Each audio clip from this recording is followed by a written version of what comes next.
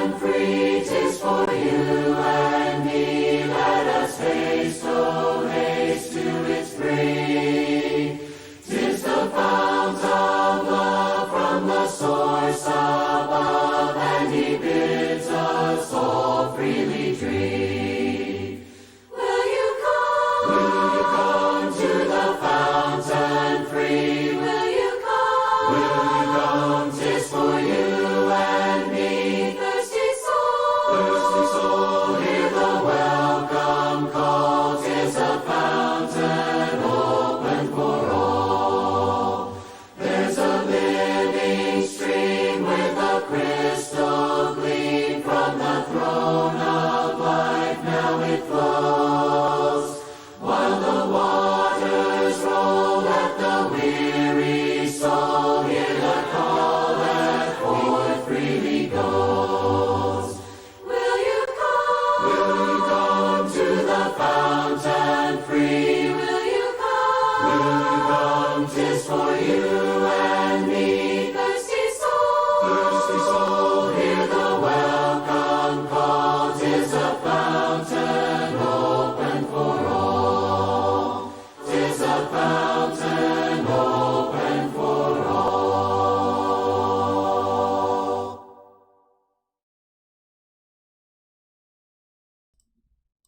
Good evening. I hope you are well. I hope you're doing good this evening, and everything's going good with you. Things here are going pretty well. So tonight we are going to talk about Miriam, one of the incredible women of the Bible, as we continue our study on that. I want to let you know where we are going, by the way, as we continue this study. So we will talk about Miriam tonight. After Miriam, we will discuss Esther, then Huldah, Eunice, and Lois. We'll do that in one lesson. Priscilla, Phoebe, and Junia.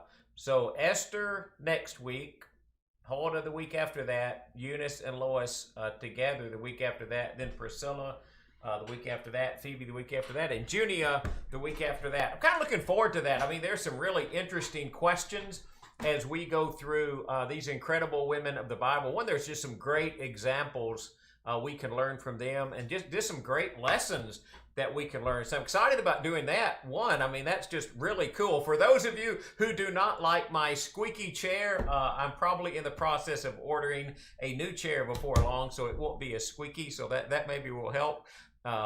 Hey, the chat boxes are open on Facebook, also on the website.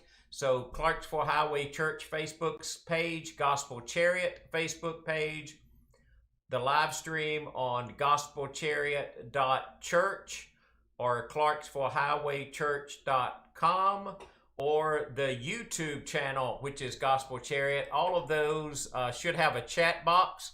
So if you want to jump on there, shoot a question over, comment, anything you want to ask. I know we are talking about Miriam tonight, but very honestly, I mean, somewhere through this, if you have a question, just throw it in the chat box. I mean, there are a couple of rules that I go through with that. Number one is I am not required to have the answer. Two, you have to give me a chance to look up the answer if I don't know it. If I can't figure that out, it's okay for me to come back and say, I don't know. I'm very comfortable with that, as long as you're comfortable with that. And you can disagree with what I say, you just can't throw furniture or hit me. So if any kind of question you want to throw in the chat box, try to, you can do that as well. I'll try to answer those, I know that's kind of an open-ended kind of thing, and maybe a little bit dangerous, right? Just to ask people questions if they want to throw a question in there. But we've been doing that on Sunday morning with this asking for a friend thing. I mean, it's been a lot of fun. Some things I didn't even consider, questions I haven't even thought about, and you ask those questions. Excited about that. This Sunday actually is has God determined your eternal destination before you were born? That was one of the questions that has been asked. So we will cover that this Sunday morning. So that's a little bit of a commercial. Anyway, throw something in the chat box if you have a question. I'd like for this to be as interactive as we can. And I know that's kind of hard with a live stream. I would try to do that with Zoom, but I just don't think that's going to work very well. So, we'll just deal with what we have. So we are going to talk about those ladies as we go through this study on incredible women of the Bible. So hope you'll be a part of that each week as we look through those. Some of those are more well known to you. I was going to talk about this, got off track for a second. Esther, most people know the story of Esther, so you're probably pretty well acquainted with that. Huldah is a little not as well known. We actually talked about her briefly when we went through the 2 Kings study, so not much there, but really looking forward to doing that study. Eunice and Lois, Priscilla, and when we get to Phoebe and Junia, there's going to be some kind of deeper questions. I mean, just so, was Phoebe a deaconess or a servant? How should we translate that word? And Junia, we kind of dive in what it says about her in Romans. Was she well known among the apostles? Was she one of the apostles? Is it a masculine or a feminine name? There are a lot of questions that go with Junia. So looking forward to that study. That'll be very interesting. Probably have a lot of comments as we go through that. So let's jump into talking about Miriam. So Amram, who is Miriam's father, says that the children of Amram were Aaron, Moses, and Miriam. So we know from that verse that Aaron, Moses, and Miriam all had the same father. But if you add another verse to that, which is Numbers 26, chapter 26, verse 59, the name of Amram's wife was Jochebed, a descendant of Levi, who was born to the Levites in Egypt. So Amram and Jochebed were both from the tribe of Levi. And to Amram, she bore Aaron, Moses, and their sister Miriam. And if you just look at those two lists, they list the children in exactly the same order, right? Aaron, Moses, and their sister Miriam. So one question that comes up is, well, what was the birth order? And we find out some hints about that in Exodus chapter 7, verse 7. Moses was 80 years old and Aaron 83 years old when they spoke to Pharaoh. Okay, so we can look at that and we can conclude, easily, right? It's right there in the text that Moses is the younger brother of Aaron. Because Moses is 80 years old, Aaron is 83 years old. So I'm not really great at math, but so Aaron is 3 years older than Moses. And although Miriam is usually listed last, Aaron, Moses, and Miriam, actually it seems, at least in my estimation, that Miriam is the oldest of the three.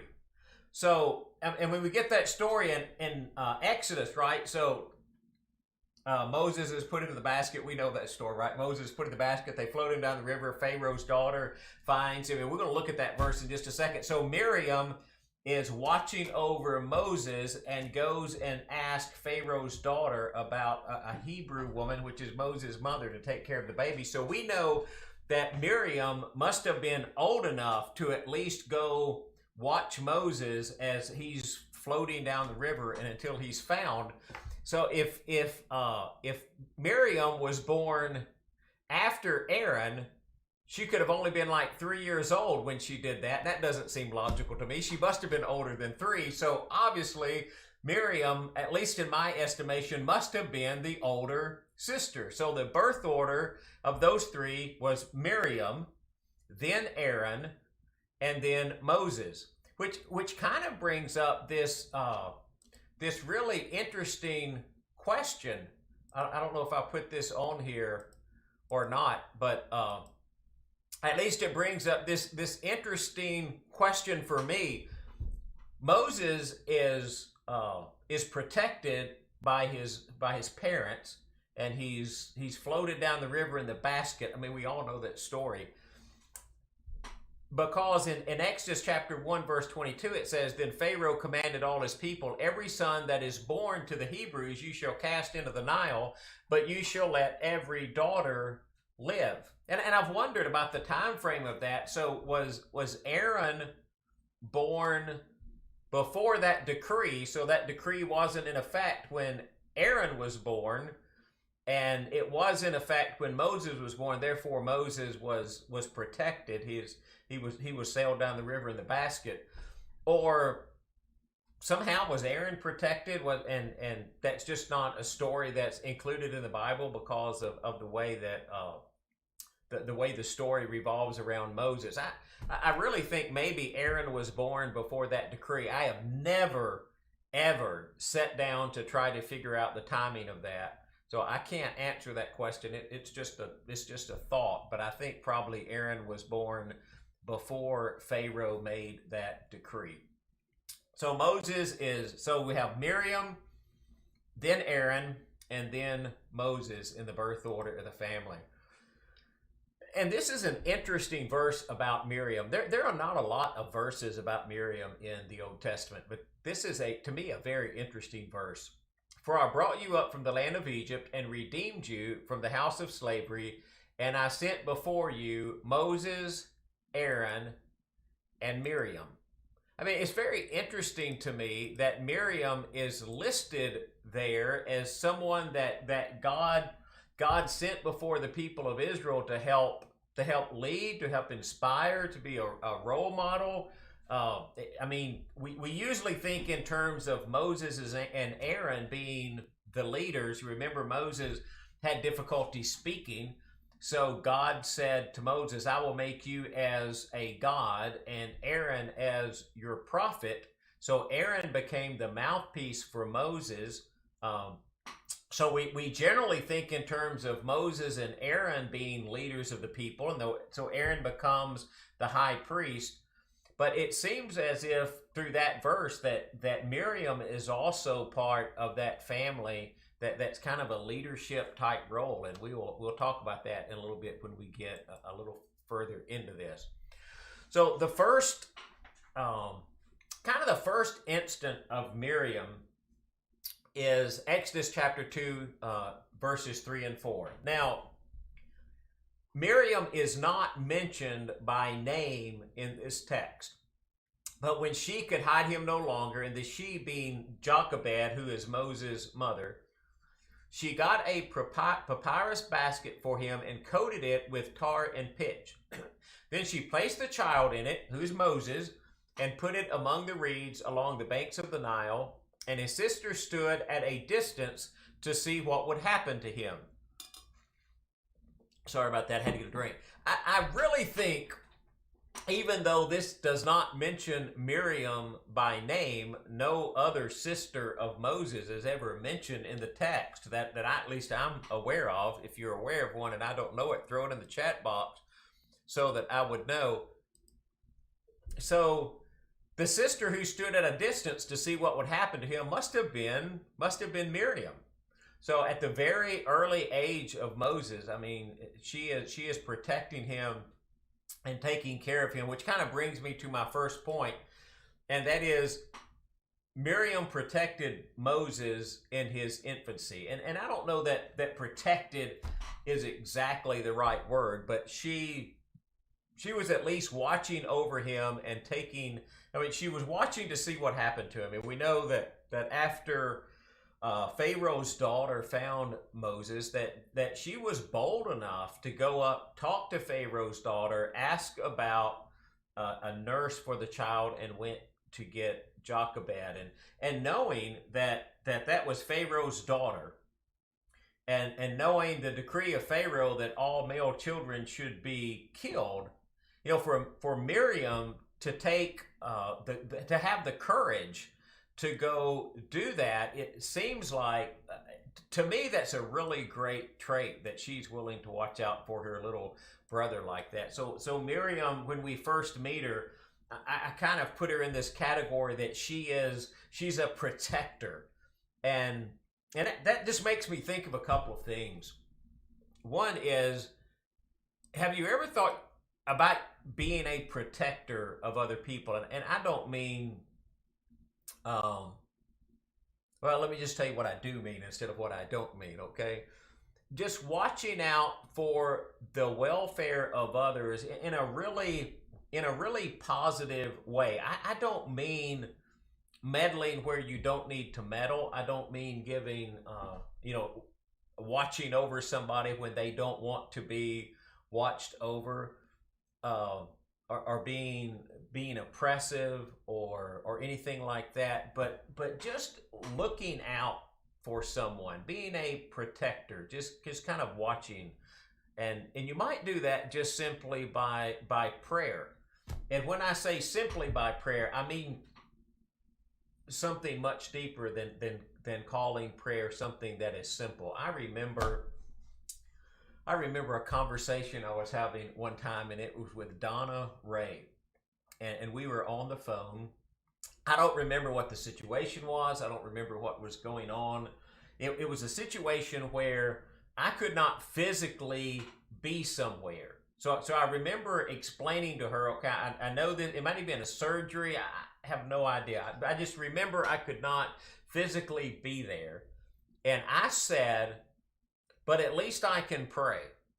And I will never forget, Donna Ray said, I don't know of anything that you could do that's any greater. And that is such a true statement. And sometimes we forget how incredibly powerful prayer is. And one of the greatest things that you can do for someone, and they don't even need to know about it. I mean, you don't even need to tell them. You can do it in absolute secrecy. You can pray for someone and ask for God's protection. Now, if you can put God's protection around someone, that is so much greater than you being the protector. So that was, I mean, for Donna Ray to say that to me, that was it was just such a godly lesson from a godly woman. And I appreciate her very much for instilling in me, just reminded me of the power of prayer and what prayer can do. So maybe in your protection of someone, you can just pray. Just be a prayer warrior for somebody. It could be somebody in your family, somebody you know through somebody else who's struggling with something. Just put that protection of prayer around them. So protect, and also your family, physically and spiritually both, but your spouse and your children, your parents. Just be a protector of people. And so this first glimpse we get of Miriam, she is in a way protecting, watching over, and caring for Moses.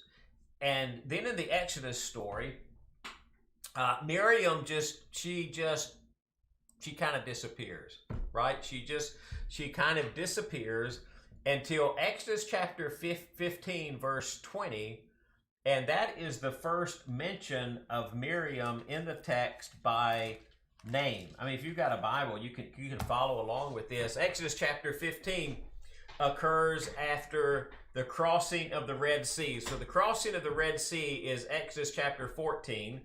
Exodus chapter 15 is this song of Moses, and Moses and the people of Israel sing this song to the Lord. And in Exodus chapter 15, verse 20, it says, let me show you this verse real quick. Then Miriam, the prophetess, the sister of Aaron, took a tambourine in her hand, and all the women went out after her with tambourines and dancing, and Miriam sang to them. And what she sang was, "Sing to the Lord, for he has triumphed gloriously. The horse and his rider he has thrown into the sea." And that, by the way, is the first line. If you look at the beginning of Exodus chapter 15, that is the first line of the Song of Moses. So I don't know if she just sang that part, or I assume that was the beginning of the song, and she sang the entire song. So she goes out with a tambourine, and the women go out after her, and she tambourines and dancing, and they sing. And I mean, I wish I could have heard that song. I mean, I think that would have been an absolutely incredible song at that moment. I mean, can you imagine God doing something as great as parting the sea and you passing through, protecting you from Pharaoh's army, acting in this incredibly miraculous way on your behalf, and then Moses has this song. So Moses must have been a really good songwriter. I mean, that's a really good song. We don't have the tune and the text. We only have the words. Maybe somebody could sit down and write a song after that. I mean, I'm amazed that no one has really ever sat down and made some of the songs in the Bible into actual songs. I mean, that they just used those exact words and put a melody to them. But if they did, I don't know. I don't know about it. Maybe that's a song I don't know about. So Moses writes this song, and Miriam, the prophetess, sings it.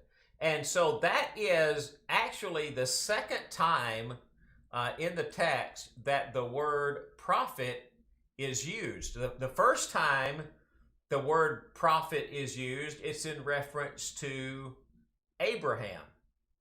And the second time it is used, it's in reference to when God says to Moses, I'll make you like a god, and Aaron will be your prophet, meaning that he would speak the word. So by that time, there's already this concept of this a prophet who would speak the words of God, and Miriam is called a prophetess. If you remember last week, and if you didn't catch this, go back and catch that live stream. It's at gospelchariot.church under Wednesday night class. All the classes are recorded there. But if you go there and look, we talked about Deborah, and one of the things that Deborah did also as a prophetess is she sang. And that's just a very interesting thing that both Miriam and Deborah, who are called prophetesses, both are singers of songs in the text. And I just think that's really neat. That's one of the ways that God communicates to us. And it's also amazing to me how if you wanted to learn or memorize scripture, I mean, song is always a great way to do that. I mean, songs are some of the last things that seem to disappear from our minds. I'm amazed when, before all the COVID-19 stuff hit, we'd go to the nursing home once a month and we would sing. And I'm amazed that people who, I mean, you try to talk to them and they won't talk. I mean, they're not engaging at all. They're having a hard time remembering things. But when we start to sing, they could remember not only the melody, they could remember every word. And it seems as if songs are one of those things that are just so connected to our memories and our brains that we can always remember those. I mean, sometimes, honestly, I start singing a song from somewhere. I have no idea how I remember the words, and some of the words I don't remember. I make those up. But most of the time, some of the time I remember the words. But this idea of singing and even learning scripture by singing, when they had some of the types of singings that have in the Old Testament in the first century church, where it was that repetitive type singing or one antiphonal singing where one side would answer the other side, or a refrain where there'd be a leader who would sing a part and then the congregation would sing a refrain back. Those are all wonderful ways to learn scripture. And maybe some people think that here in this text where it says that Miriam sang to them, that the word there, if I remember right, means that Miriam answered. It's a word that also means to answer. I'd have to look that up, but I'm pretty sure I read that. So some people think that Miriam was singing the refrain back here. I'm not sure. I just know that she sang and she was a prophetess. And the word and Miriam saying to them, that's also an interesting kind of word, because the them is not feminine as if she sang to the women. The them is masculine, meaning that she would have been singing to the entire assembly, the entire nation. Now, there is one, and I haven't looked into this yet. I mean, I know sometimes I should take time to look into these before we have these live streams. But very honestly, I didn't have the time to look into this. D.K. Stewart made a point that in the old Iron Age Hebrew, that the personal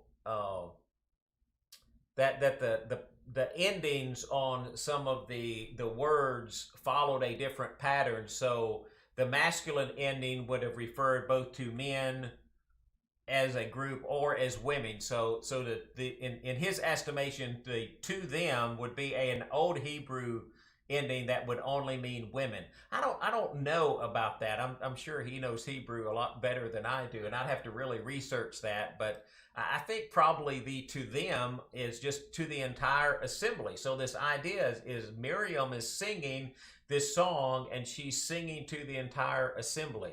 And it's also interesting to me in this verse that it says Miriam the prophet is the sister of Aaron. And that puzzled me for a while, because I would read that and I would think, why didn't the text say the sister of Moses? Since Moses has been the prominent leader, the prominent figure in the book to this point. And I thought about it for a while, and this is kind of what I think. I think it may be Moses' way, who I think wrote Exodus, by the way, and maybe he would have said my sister, but Moses' sister would have been fine. Maybe he was just referring to his brother because the brother was older, which would have been normal as well. But it could be that Aaron and Miriam were both involved in some way with the worship kind of aspect of people, because during the Exodus, it appears that it's kind of a family affair. Moses is the kind of the person who leads the people on their journey, who has this relationship with God, which we're going to see in just a couple of minutes in another passage.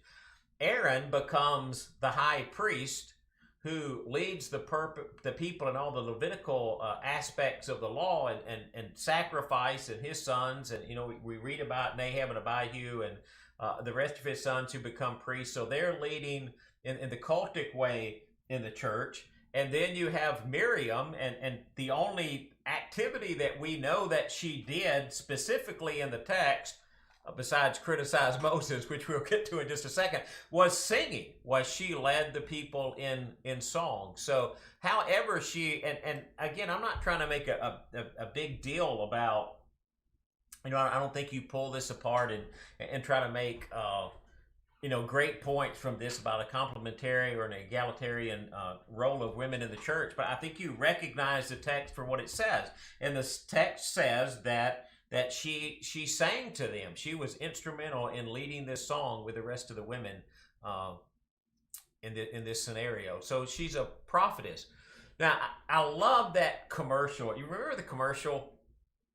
And there's just a line in it, and the guy says, "Stay in your lane, bro." I think he's doing a tattoo or something. Just stay in your lane, bro. Somebody might put in the chat box if they remember exactly what that commercial was about.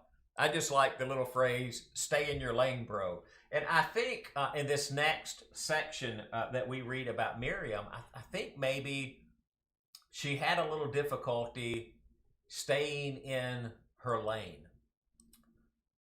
Miriam and Aaron began to talk against Moses because of his Cushite wife, for he had married a Cushite.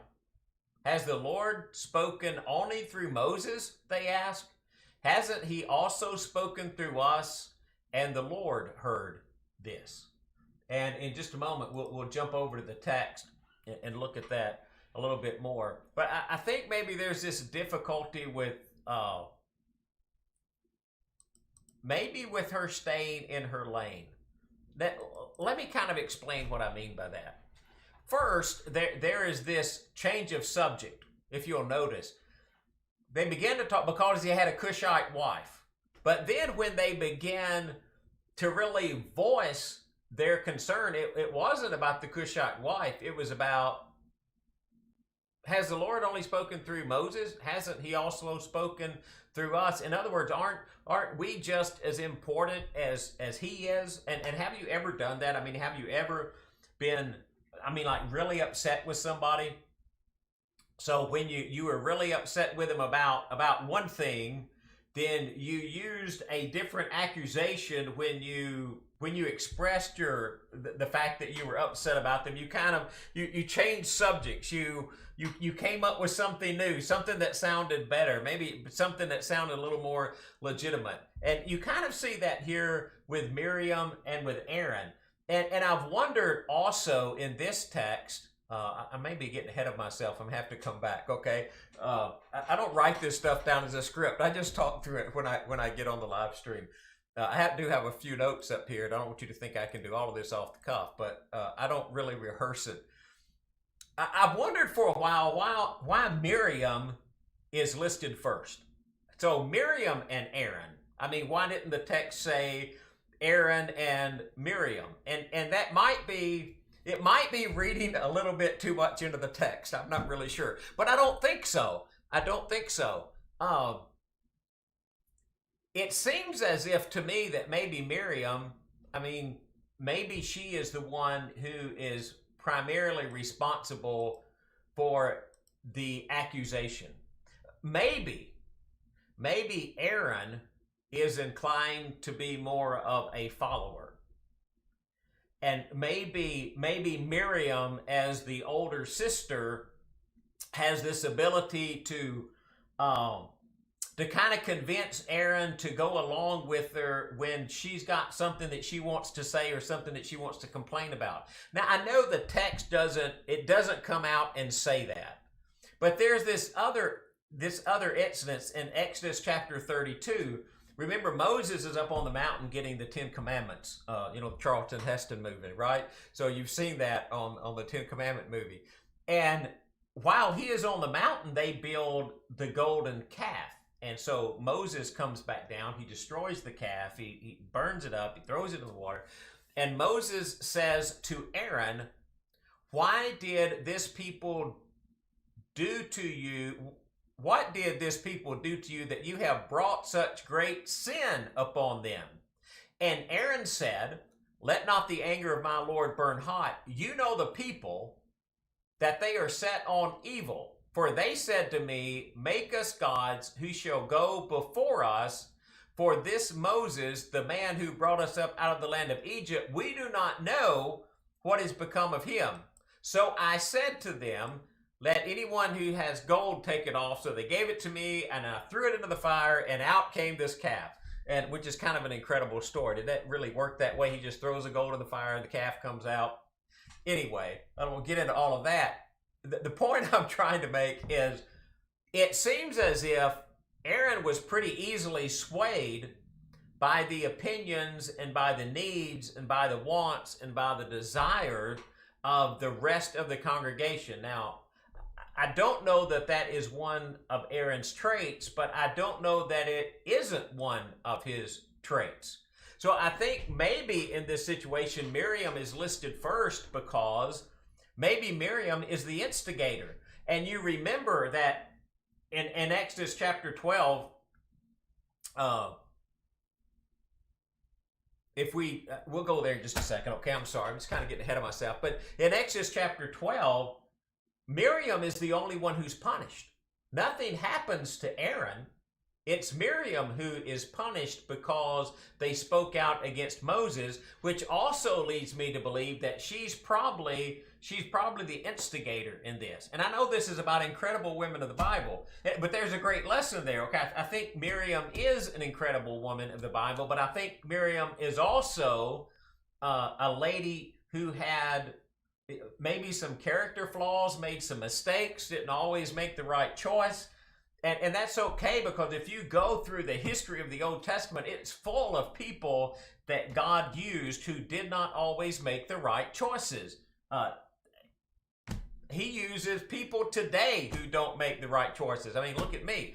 Right, so we don't always make the right choices, but it doesn't mean that God can't use us. So there's this history and the grace and the compassion and the nature of God that shows up there. So we'll talk about that again in the morning. I want to jump back to the Cushite wife thing. I kind of got off my track for a second. So sorry about that. So it was because of the Cushite wife that they complained. So who is the Cushite wife? It could have been. I don't think I made a slide for this, so you'll just have to let me talk. You'll have to let me talk through that. Okay. All right. It could be that the Cushite wife is Zipporah. Now, Zipporah is not called a Cushite in the Bible. In fact, she is the daughter of a priest of Midian. You find that out in Exodus chapter 2. So she is a Midianite. But there's this verse in Habakkuk where Habakkuk combines Cushan and Midian. He says, I saw the tents of Cushan in affliction, and the curtains of the land of Midian did tremble. So he kind of combined Cushan and Midian in there. So maybe it is Zipporah. It's okay textually because it would fit, because he had married a Cushite, and he did that way back in Exodus chapter 2. It could be that that Zipporah has died and Moses has married another woman, or as we see so often in the Old Testament, sometimes men had multiple wives. Maybe he just took another wife. That word that we translate Cushite, some translations, by the way, translate it as Ethiopian. I prefer Cushite. I was going to try to pull a map up right here just quickly. I'm sorry, I opened the wrong thing on my computer. So if we jump over to this map, I don't know if you can see this or not, but down in the Red Sea, here's Egypt in this area up here, and down here would be Cush, who is a Cushite, and Midian. I don't know if you can see my cursor on here, but where this little finger of water comes out right here, Midian is along that edge, which is also, by the way, where Mount Sinai is, down in this area right here, if you can see that little white hand on the screen. So Cush and Midian aren't too far apart, but it could be that he married a Cushite woman. That word can, what I was getting to is that word can mean someone who's more like what we would consider to be an Ethiopian from down in this area, or an inhabitant of Cushan, which kind of parallels Midian, or I think there was a third. Let me see. It could an inhabitant of Cushan, which would be in the same area, but I don't know. It doesn't give her name, but he marries this woman, whether it's Zipporah, who he's already married, or if it is a new wife that he's taking. So did Zipporah die and Moses marry again? Did Moses take a second wife? Or because of the geography between Cush, which is here, and Midian up here, is this Zipporah? And I don't have any idea. I know that in Exodus chapter 12, when they left the land of Egypt, it says that a mixed multitude also went up with them with livestock and flocks and herds. So when they left Egypt, there was obviously some other nationalities who went with them as well. And in fact, there's a story in Exodus about an Israelite. She had a son, but she was married to an Egyptian, and so there was a fight, and someone cursed God. And you have to go back and look at this, but I'm just trying to illustrate that there were other nationalities that were in the Israelites as they journeyed outside of Egypt. And so there's a lot of details in this that are left out. They begin to talk about Moses. It's because of the Cushite wife. We don't really know who she is. But then it kind of gets to this thing of, what hasn't the Lord also spoken through us? And it seems as if she was having difficulty staying in her lane. It seems in those passages that the heart of the issue was Moses' exclusive right to be Israel's leader. And it seems as if, maybe Moses and Aaron are trying to to take some of that leadership position. Let me try to make this a little larger right here for you.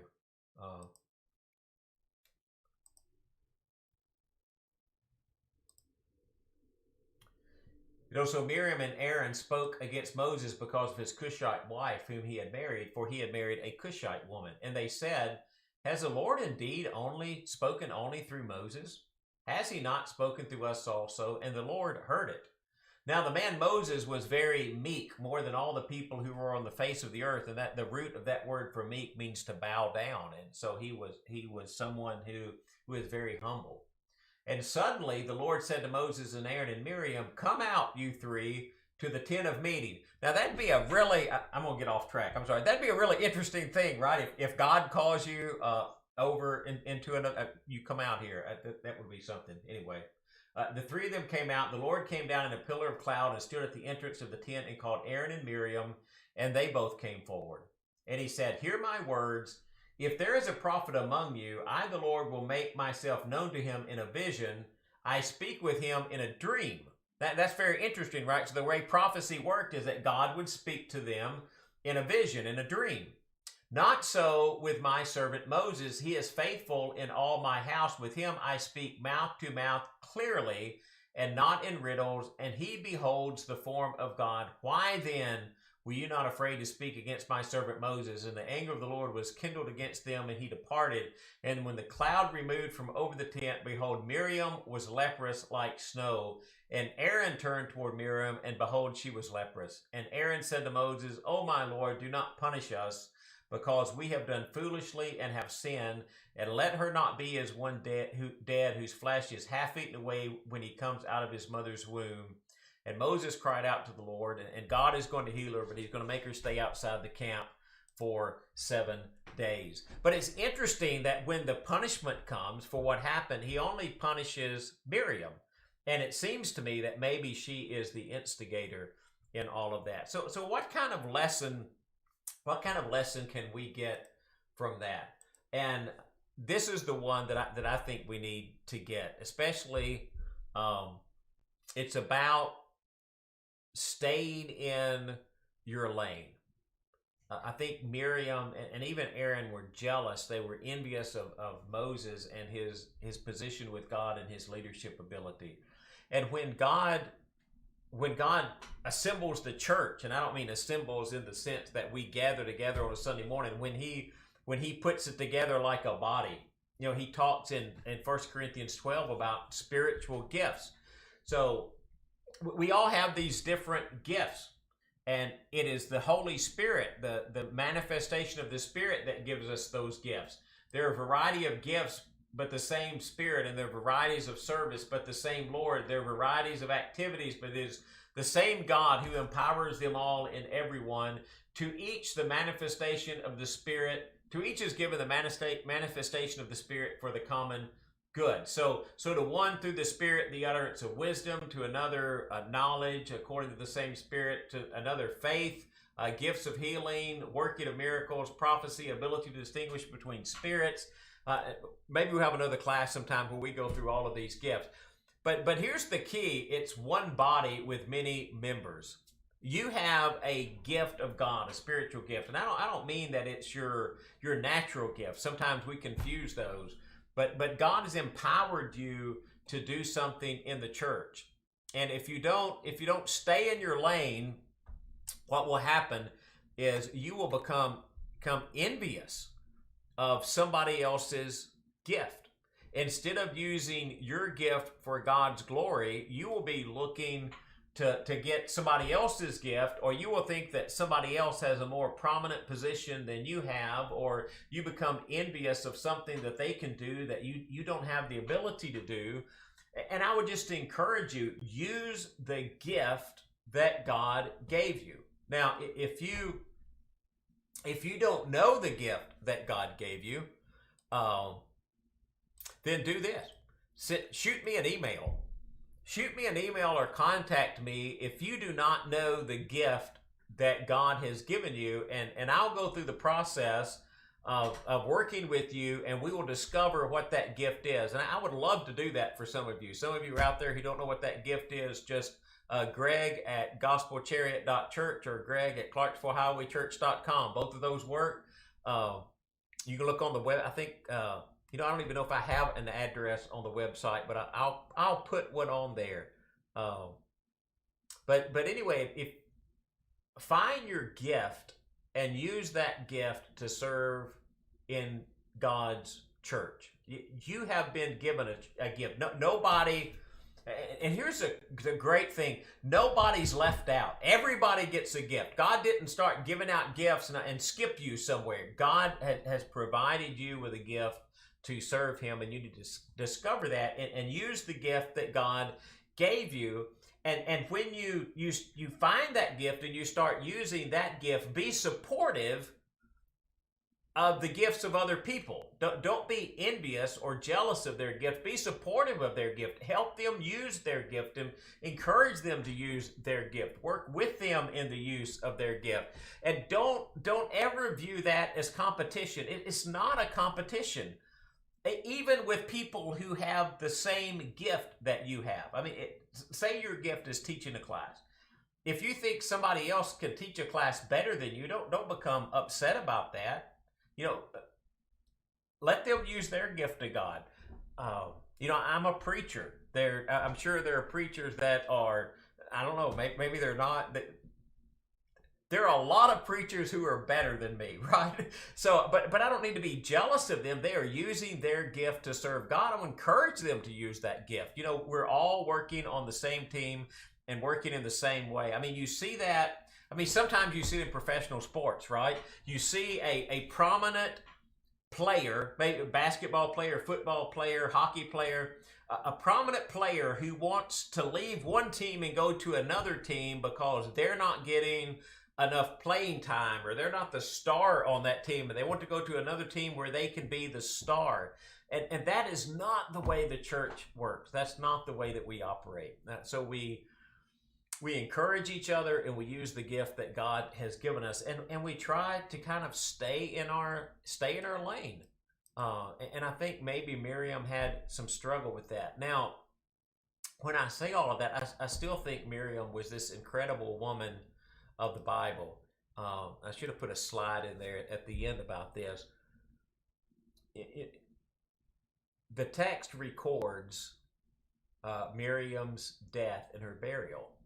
And I think that is an indication of the prominent role that she had in leading the Israelites out of slavery into the wilderness. And she died. She was never able, like Moses, she died. She was never able to get into the promised land. But I think she had a prominent role in helping move the people of Israel from their captivity in the land of Egypt into the land of Canaan. She was very instrumental in that journey. So I just kind of, sometimes we read through the text and we see somebody and we just read over them very quickly. And I think Miriam was really an incredible lady. So that's all I have to say about Miriam. We are meeting Sunday morning. We will begin classes this Sunday morning at 9 o'clock. So if you've been coming at 10, and you want to come to Bible class, we will have Bible classes starting this week at 9 o'clock. Now, we will have classes for the children. Jeff will teach a teen class. I will have a class in the auditorium. I believe Joe Arms is going to teach his class. Jeff Butler also has a class, but it's going to be a couple of more weeks before they start to meet together. But in the auditorium, we are going to be studying, love. Actually, this week I will be teaching on the love of friends.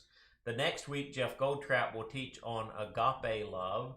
The week after that, I will talk about storge, which is not used in the New Testament, but it's a word that centers around the love for family. And the week after that, I will teach on eros, which is also not used in the text, but it's about sexual romantic love. So we're just going to be a study of love in the auditorium. Really looking forward to that. We will also, if everything works correctly, we will also live stream those classes. So if you if you're still not comfortable coming back, and please, if you are not comfortable returning, just please watch on the live stream. We don't want, there is no pressure here. I'm not trying to pressure anybody to coming back to the worship service and classroom before they're ready. So if you're, if you're immune compromised, you don't feel comfortable for whatever reason, we will live stream the class. The auditorium class will be the only one that's live streamed, but we will live stream the auditorium class at 9, and then we will live stream worship at 10. So please, just please make a note of that. That's a little bit of a change. We're also going back to live. Live singing is not the right word. We've always been singing live, right? But we've been using some videos to kind of enhance that, especially for the live stream part. But starting this Sunday, we will go back to only congregational singing without any of the music that we've been playing to go along with that. So a couple of changes there. And again, we'll also be starting children's church back this Sunday, which is for 3 years old through 2nd grade. So we'll also start that back beginning this Sunday. So kind of transitioning back in to more normal kind of things. ClarksvilleHighwayChurch.com. If you want to send me an email, by the way, about spiritual gifts, if you haven't found yours and you want me to help you, Greg at ClarksvilleHighwayChurch.com. I don't think I can highlight that. No, just clicked out of the slideshow. Or Greg at gospelchariot.church. You could get me at either one of those email addresses. So if you're looking for your gift, send something to me. Hey, hope you enjoyed the live stream tonight. Hope you enjoyed the class. What was her prophecy? I have that's a question in the in the chat, in the comment box. I have no idea what her prophecy was, unless it was just the leading of the song. There were, usually when we think in terms of prophecy in the Old Testament, sometimes we think mistakenly in terms of predictive prophecy, where somebody predicts something into the future. That was a secondary element of prophecy. That prophecy, it showed the power and the majesty of God. It also showed who was a true prophet. Another part of prophecy is just actually just forthtelling God. It's just being God's voice to humanity.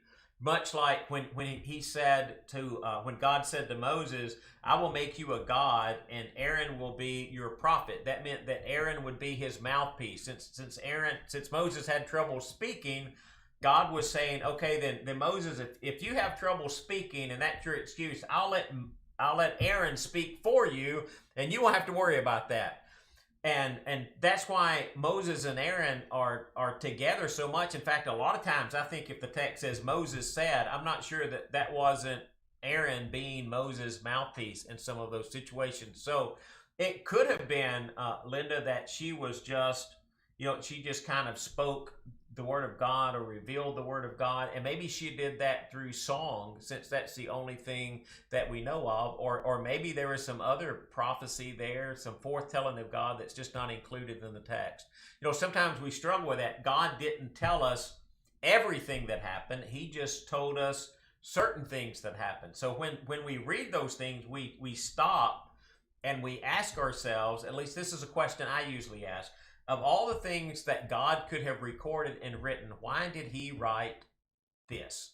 And sometimes that's a very hard question to answer, but it's always a great question to ask. Like in the book, I know I'm rambling here, in the book of John, where it said, if you'd written everything down that Jesus did, there'd be volumes and volumes and volumes written. Okay, that's true. So why did God only record what's in the Gospels? There was a reason that God had that written and not something else. And again, I have a very high view of Scripture, and that's where some of that comes from. But back to Linda's question, I don't know what the prophecy was, and the only thing we're aware of is the singing, and also if you go back to Numbers chapter 12, And we'll just do that real quick to try to answer part of Linda's question. If you go back to Numbers chapter 12, they said, has the Lord indeed spoken only through Moses? Has he not spoken through us also? So he did speak through Miriam in some way. I'm just not sure what Miriam did, how she spoke. It seems as if in some way she spoke for God to the people. And I know, I mean, it kind of makes us nervous a little bit, but in some way she did that because that's what the text says that's happened. So the text says what I love, well, my brain just went blank. Jim McGuigan. Jim McGuigan, one time when we were in a Bible study, I love it. He said, the text says what the text says. Now you have to work that out, but the text says what the text says. So this is what the text says. You can't change that. You work it out and you try to work around, you try to understand what God has written. So I'm not sure what her prophecy was or how she spoke or in what situation she spoke or in what group she spoke. I don't know if she spoke only to women, if she spoke to men and women in her singing, which would have been revealing the power of God. She sang to them, which is masculine plural. So I think that means the entire assembly. So maybe her prophecy was leading in song in some way, since we know specifically, at least in one instance, that's what she's done. I don't want to give her, I don't want to speculate on what she did. And I also don't want to take away from what the text says that she did. And that's one of the things we'll have to consider as we go through all of these examples of incredible women of the Bible. Hey, but again, thanks for being here tonight. Hope you learned something. Hope you have a good evening. Look forward to seeing some of you on Sunday, Bible class and worship, and also look forward to some of you tuning in on the live stream.